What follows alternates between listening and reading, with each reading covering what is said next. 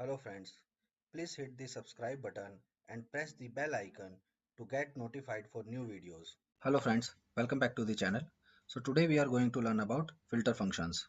So what is this? It takes out the matched expressions from the given collection of data, or you can say it filters the data where given condition is true.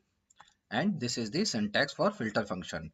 It is also taking a function object and its label item like list, tuple or dictionary. Now where we can use this filter function? Anywhere you want to give a check or validation. Now let's implement this in our code.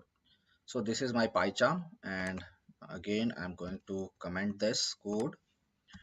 Now I'm creating a normal function by the name, we can give function and like this, and I have to give an argument, and argument will be arg we can give.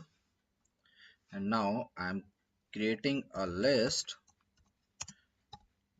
and we will have some characters here like a b, sorry, not like this, like this, and sorry,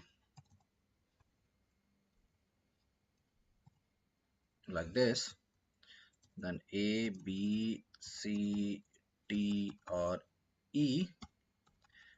Now we will check if arg n list, then return true, else return false. Sorry, false. Yes. So now we need to create filter function or declare a filter function. So filter, and function name will be function, and then we need to give another list. So I'm creating list again equals to, let me just create the format for it,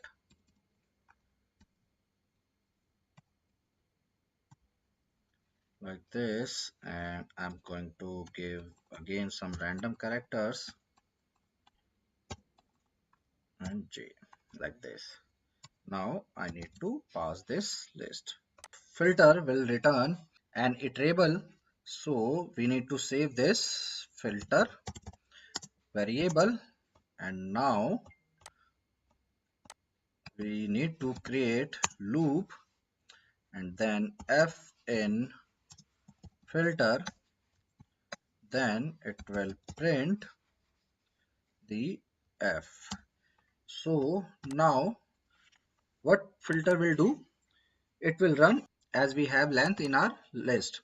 So 1 2 3 4 5, so 5 times this filter function will execute, and in our function it will always match this list to this list.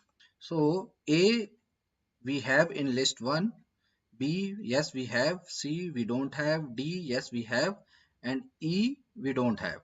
So it should return a, b and d because we are using in not equals to.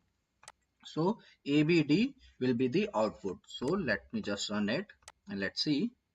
Yes, we are getting a, b and d as expected.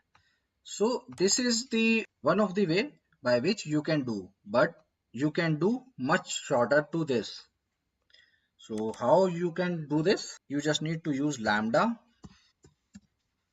and give this argument, and then x in list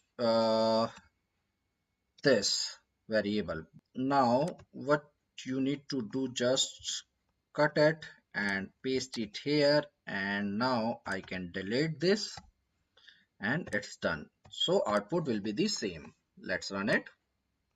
Yes, we are getting the same output just by one line of code.